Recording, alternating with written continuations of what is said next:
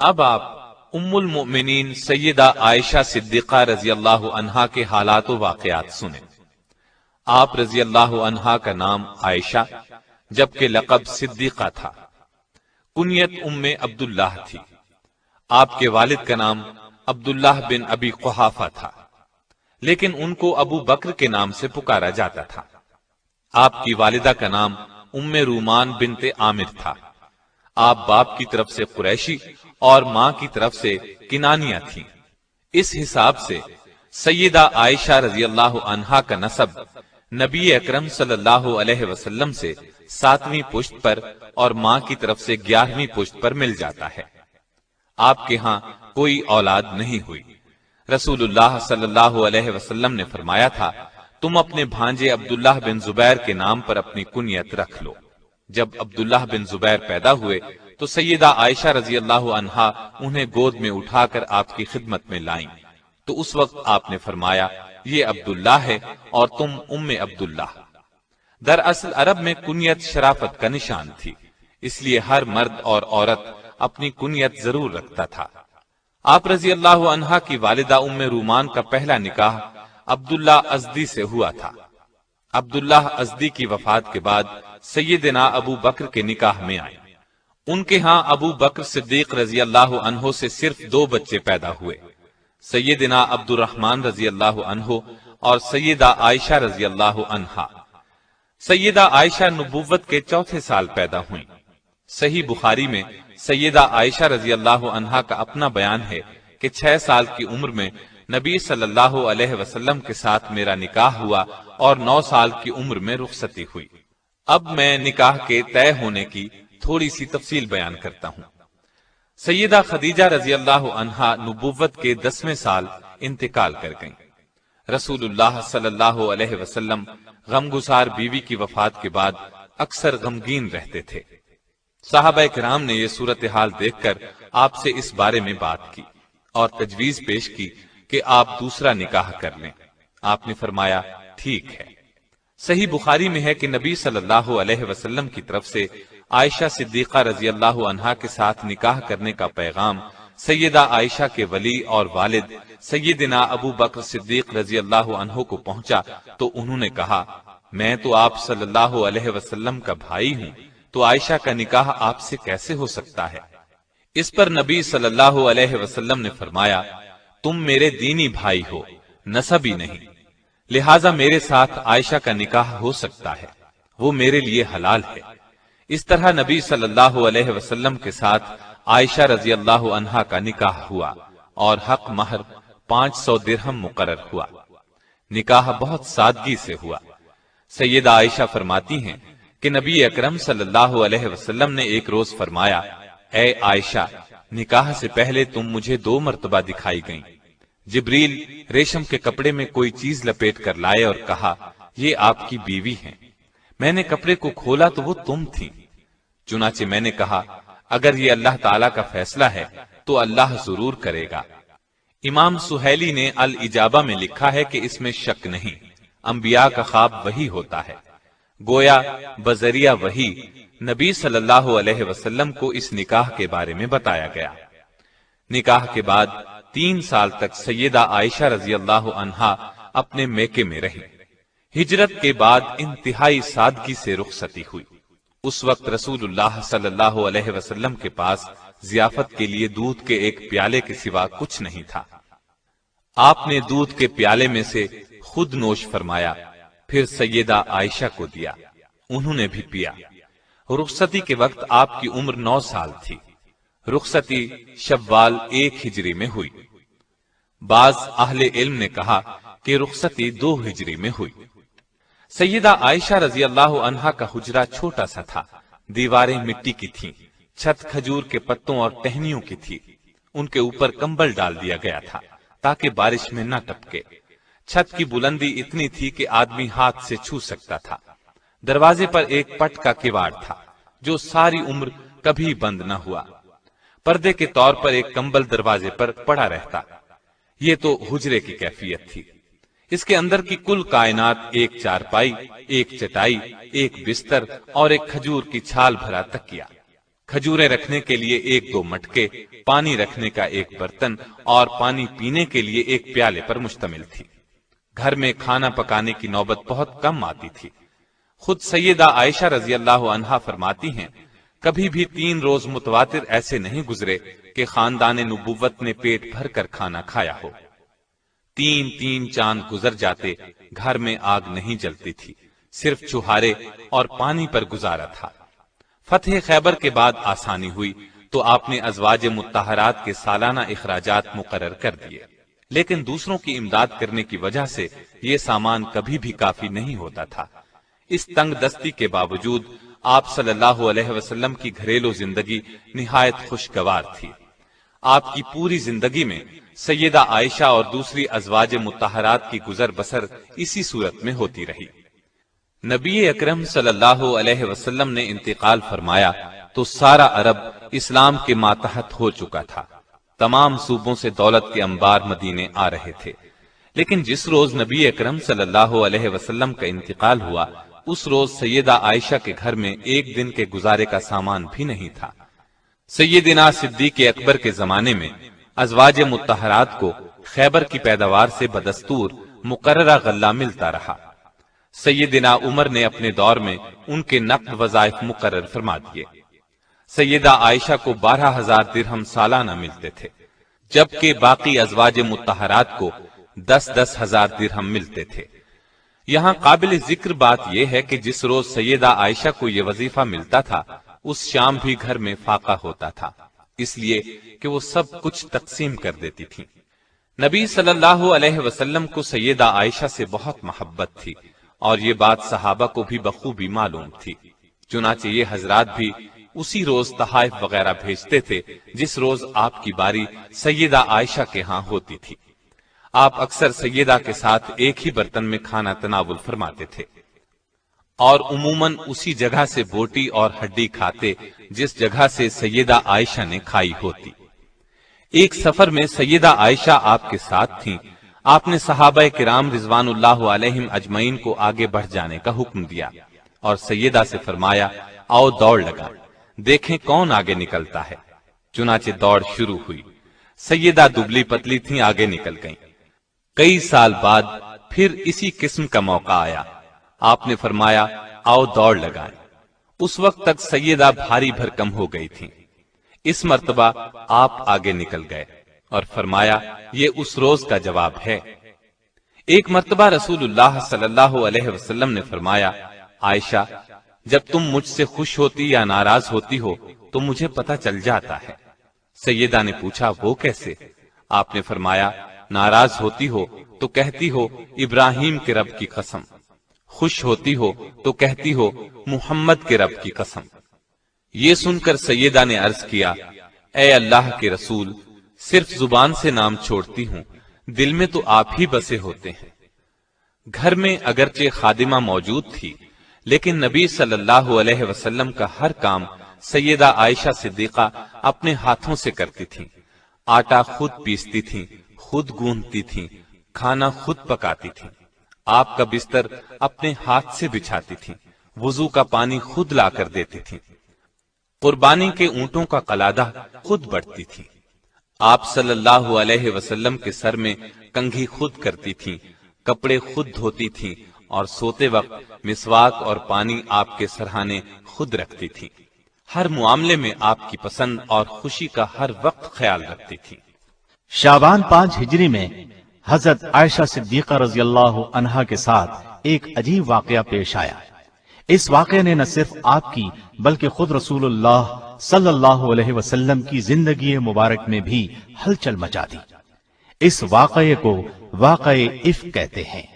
یہ واقعہ صحیح بخاری اور دوسری کتب احادیث میں بھی موجود ہے۔ شعبان 5 ہجری میں نبی اکرم صلی اللہ علیہ وسلم نے غزوہ بنی مستلق کے لیے سفر کی تیاری کی۔ صحابہ رضی اللہ عنہم کی ایک اچھی بھلی تعداد آپ کے ساتھ تھی۔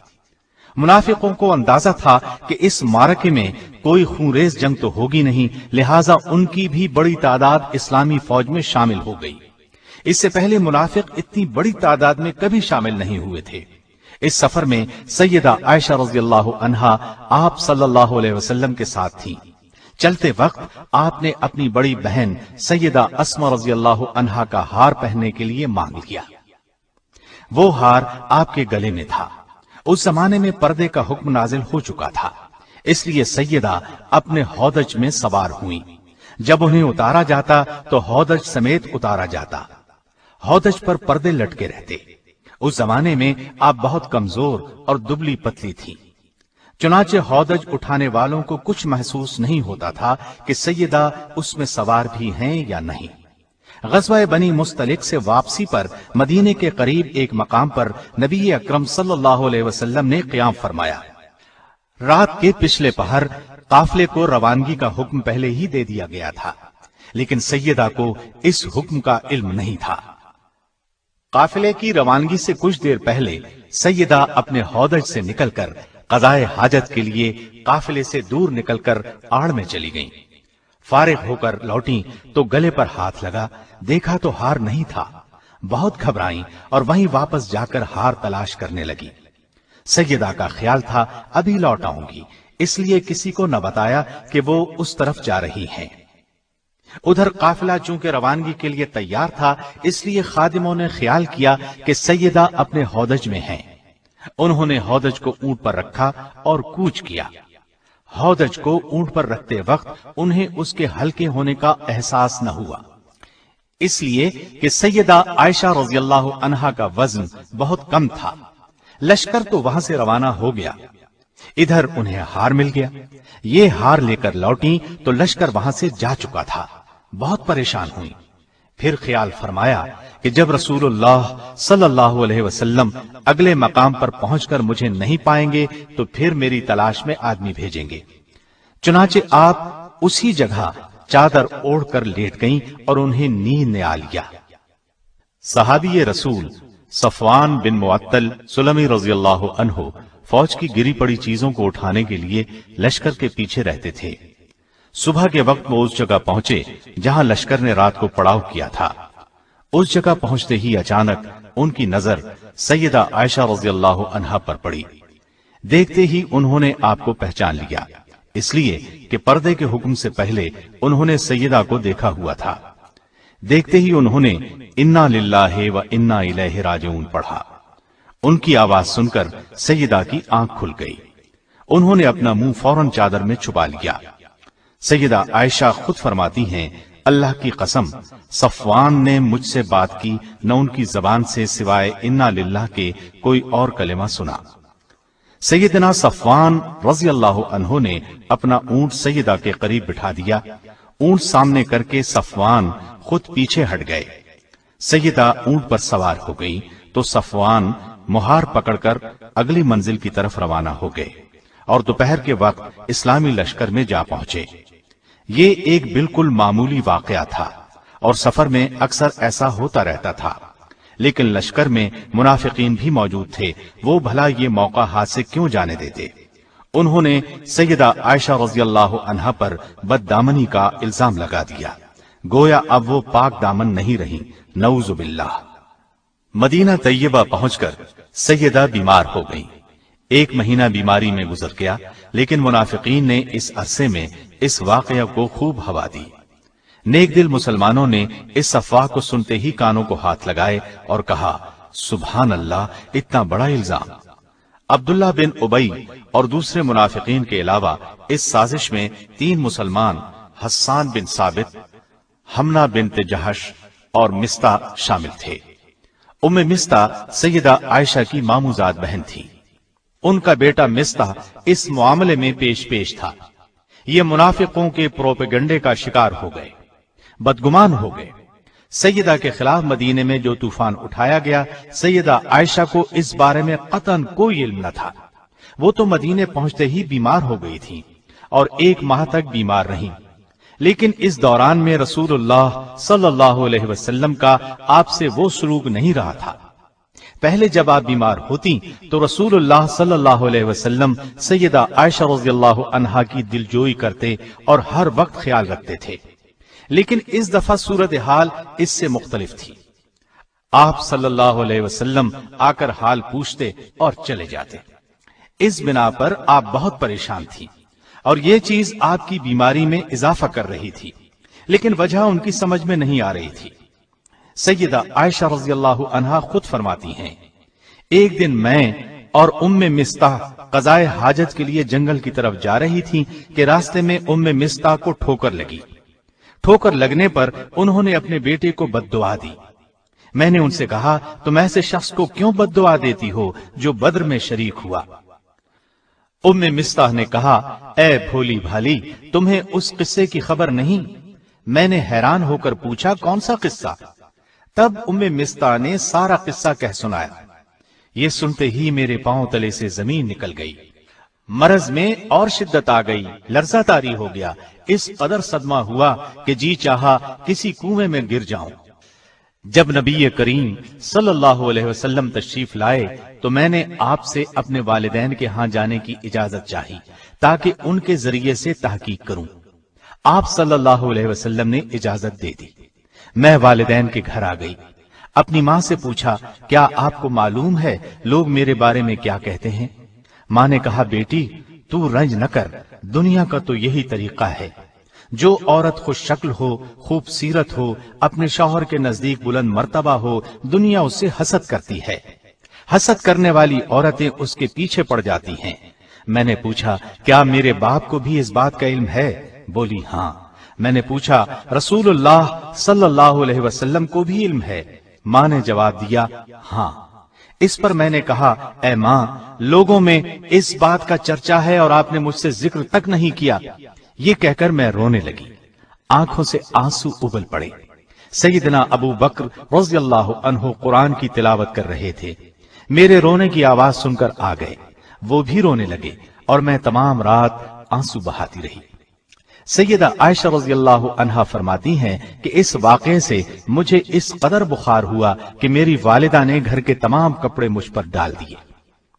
اگرچہ سیدہ عائشہ رضی اللہ عنہا کی بے گناہی واضح تھی، لیکن شریر لوگوں کے اس الزام سے رسول اللہ صلی اللہ علیہ وسلم بہت بے چین تھے۔ ادھر وحی کے نزول میں دیر ہوئی تو آپ صلی اللہ علیہ وسلم نے صحابہ سے مشورہ کیا، مشاورت میں بہت سی رائیں سامنے آئیں، اسی عالم میں صبح ہو گئی۔ سیدہ فرماتی ہیں کہ میرے والدین برابر میرے پاس بیٹھے رو رہے تھے، ایسے میں ایک انصاری عورت آ گئی، مجھے روتے دیکھ کر وہ بھی رونے لگی۔ ہم اسی حالت میں تھے کہ رسول اللہ صلی اللہ علیہ وسلم تشریف لے آئے اور سلام کر کے میرے قریب بیٹھ گئے۔ جب سے یہ واقعہ ہوا تھا، آپ صلی اللہ علیہ وسلم اس وقت سے میرے پاس آ کر نہیں بیٹھے تھے۔ وحی کے انتظار میں 1 ماہ گزر گیا تھا۔ نزدیک بیٹھنے کے بعد رسول اللہ صلی اللہ علیہ وسلم نے فرمایا، اے عائشہ، مجھے تیری بابت ایسی ایسی خبر پہنچی ہے، اگر تو اس جرم سے بری ہے تو بہت جلد اللہ تعالیٰ اس سے تجھے بری کر دے گا، اور اگر تو نے کسی گناہ کا ارتکاب کیا ہے تو اللہ سے توبہ استغفار کر لے، اس لیے کہ بندہ جب اپنے گناہ کا اقرار کرتا ہے اور اللہ کی طرف رجوع کرتا ہے تو اللہ اس کی توبہ قبول کرتا ہے۔ سیدہ فرماتی ہیں، جب رسول اللہ صلی اللہ علیہ وسلم نے اپنی یہ بات ختم کی تو میں نے جواب دیا، اللہ کی قسم، میں اس چیز سے کبھی توبہ نہیں کروں گی جس کا الزام یہ لوگ مجھے دیتے ہیں۔ میں تو وہی کہوں گی جو یوسف علیہ السلام کے والد نے کہا تھا۔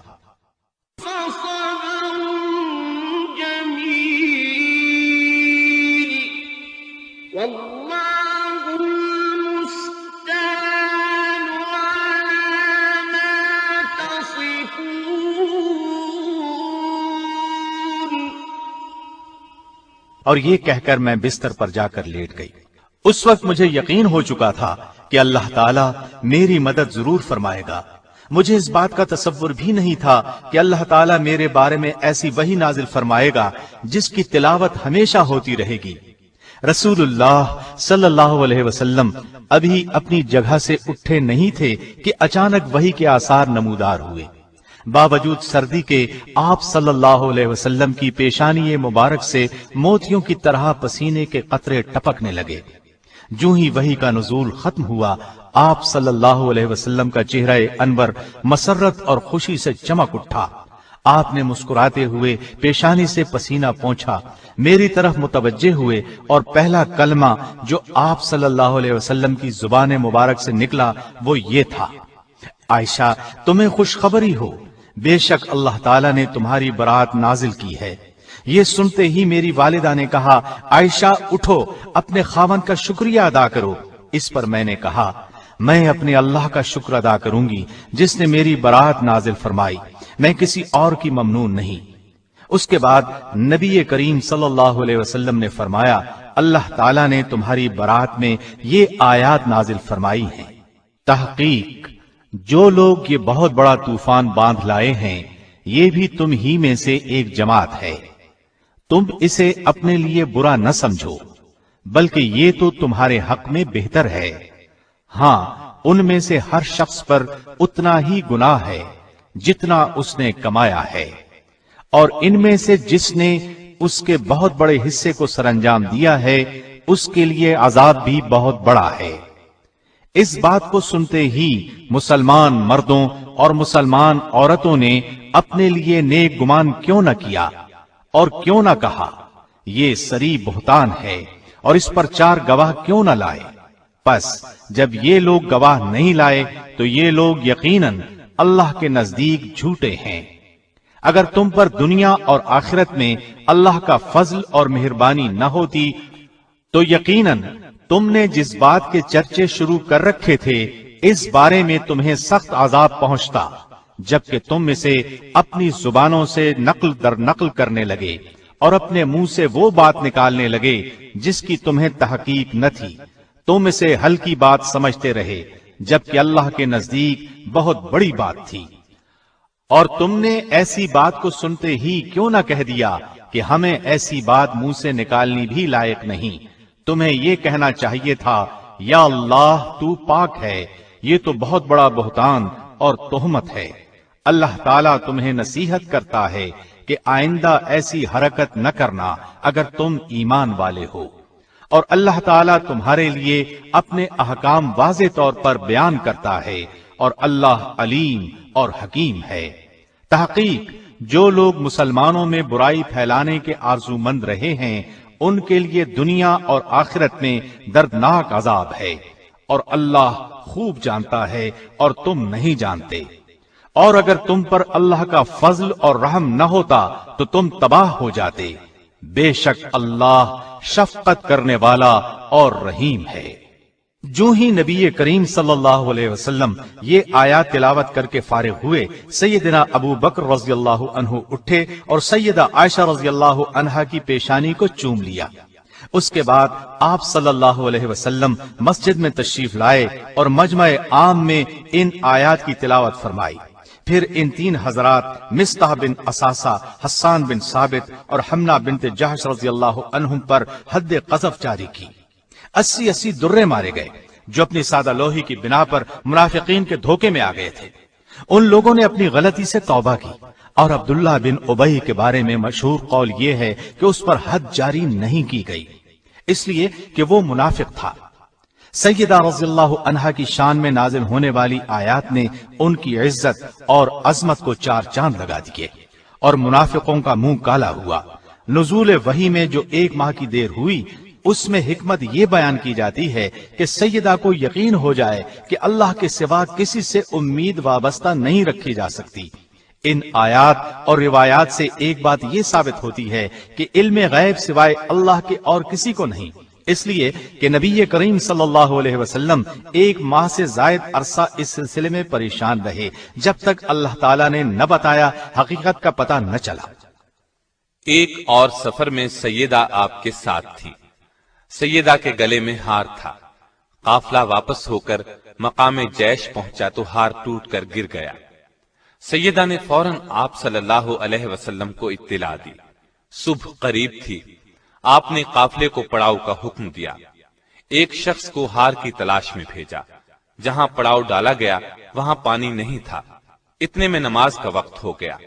لوگ ابو بکر صدیق کے پاس آئے اور بولے، آپ کی بیٹی نے ہمیں مشکل میں ڈالا ہوا ہے۔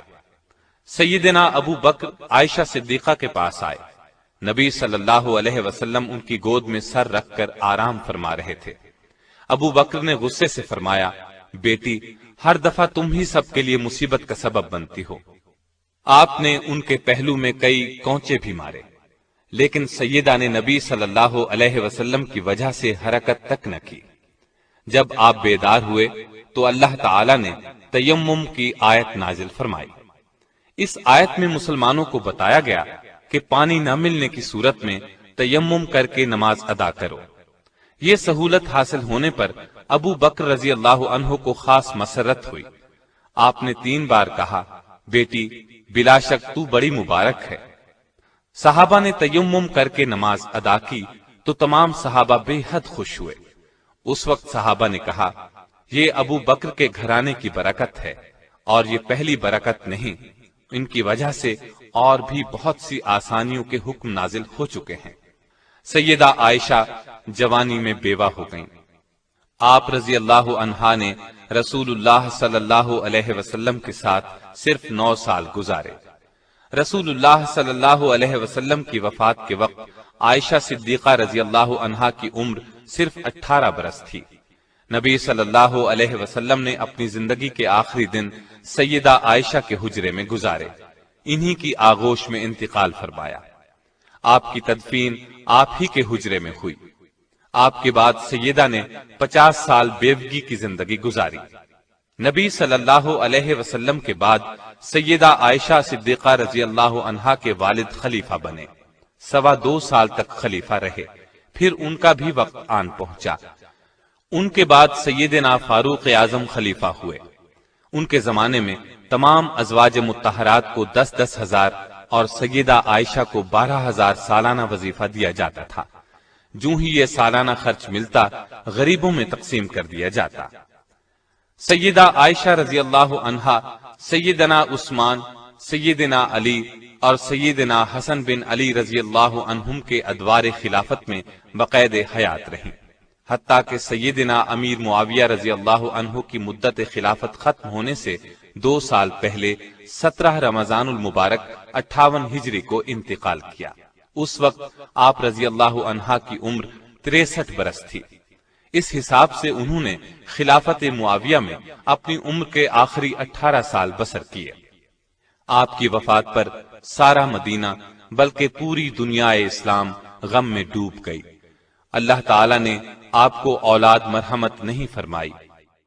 سیدہ عائشہ کے دل میں اللہ کا خوف کوٹ کوٹ کر بھرا ہوا تھا، اپنا سب کچھ خیرات کر دیا کرتی تھی، یہاں تک کہ روزہ افطار کرنے کے لیے بھی کچھ نہ بچاتی۔ نبی صلی اللہ علیہ وسلم کے ساتھ رات کو تہجد پڑھا کرتی تھی، اکثر روزے رکھتی تھی، حج کی سختی سے پابندی کرتی تھی، غلام آزاد کرنے کا بہت شوق تھا۔ ایک مرتبہ 40 غلام آزاد کیے۔ پردے کا خاص خیال رکھتی تھی۔ آپ رضی اللہ عنہا کی روایت کردہ احادیث کی تعداد 2210 ہے۔ ان میں سے صحیح بخاری اور صحیح مسلم میں 286 احادیث ہیں۔ آپ رضی اللہ عنہا صرف قرآن اور حدیث کے علوم ہی نہیں جانتی تھیں، بلکہ تاریخ، ادب، خطابت اور شاعری میں بھی انہیں مہارت تھی۔ عورتیں اکثر ان سے مسائل پوچھنے کے لیے آتی۔ نبی صلی اللہ علیہ وسلم آپ کے حق میں دعا فرمایا کرتے تھے، اے اللہ، عائشہ کے اگلے پچھلے، پوشیدہ اور ظاہر تمام گناہوں کو اپنے دامن مغفرت سے ڈھانپ لے۔ آپ یہ دعا سن کر بہت خوش ہوتی۔ سیدہ عائشہ کی ایک خاص خصوصیت یہ بھی ہے کہ سیدنا جبریل علیہ السلام نے سیدہ کو سلام کیا۔ اللہ تعالیٰ نے آسمان سے آپ کی برات بذریعہ وحی نازل کی۔ پوری 10 آیات اس سلسلے میں نازل ہوئیں۔ آپ کے علاوہ رسول اللہ صلی اللہ علیہ وسلم کے نکاح میں کوئی اور کنواری نہیں آئی۔ رسول اللہ صلی اللہ علیہ وسلم سیدہ کے بستر پر ہوتے تو وہیں وحی آ جاتی۔ یہ شرف کسی اور زوجہ مطہرہ کے حصے میں نہیں آیا۔ اللہ تعالی نے اپنے نبی کی روح اس وقت قبض فرمائی جب آپ کا سر سیدہ کے سینے سے لگا ہوا تھا۔ انتقال بھی اسی رات ہوا جس رات ان کی باری تھی۔ آپ صلی اللہ علیہ وسلم انہی کے حجرے میں دفن ہوئے۔ اللہ تعالی کی سیدہ عائشہ رضی اللہ عنہا پر ہزارہا رحمتیں ہوں۔